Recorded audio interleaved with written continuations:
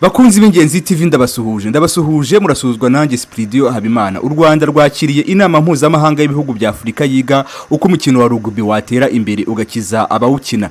Uko bucya bukira amafederasiyo amwe namwe ahora ashaka uko amakipe yayo yatera imbere umukino ugatuma abakinnyi babigira umwuga. Ni muri urwo rwego mu Rwanda hateraniye ibihugu 15 byo ku mugabane wa Afrika biri kwiga uko umukino wa rugby watera imbere.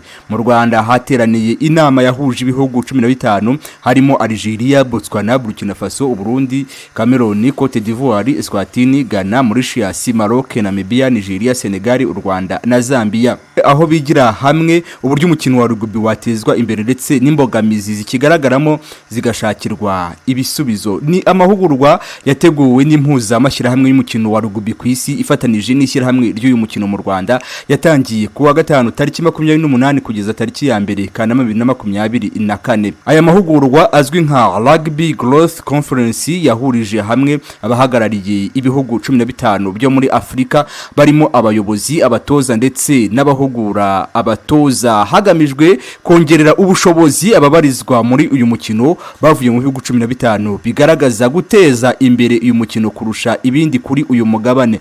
Ku munsi wa kabiri w'amahugurwa ku wa 4 tariki 29 Kanama, Minisitiri wa Siporo Bwana Richard Nyirishema yitabiriye iyi nama ayifungura ku mugaragaro, aho yavuze ko umukino wa rugby usanzwe uriho unazwi ariko hakibonekamo imbogamizi. Yagize ati umukino wa rugby uramenyerewe ariko uracyafite imbogamizi kuko imikino iracyari mike, birasaba ko yongerwa mu Rwanda no hanze yarwo muri Afrika ku buryo na ya makipe akiri mato azajya aboneka mu marushanwa. Yasoje avuga ko bazakomeza gukorana nkuko bikwiye kandi bikorwa byose bazageza muri Ministeri ya Siporo bazabifatanya bigashyirwa mu bikorwa. Umuyobozi wa rugby ku rwego rwa Afrika Bwana Herbert Mesa yavuze ko rugby ari umukino wa kabiri mu ruhando mpuzamahanga, ko bikwiye ko washyirwamo imbaraga ugatera imbere ndetse ukongerwamo ubushobozi ukajya ukinwa no mu mashuri.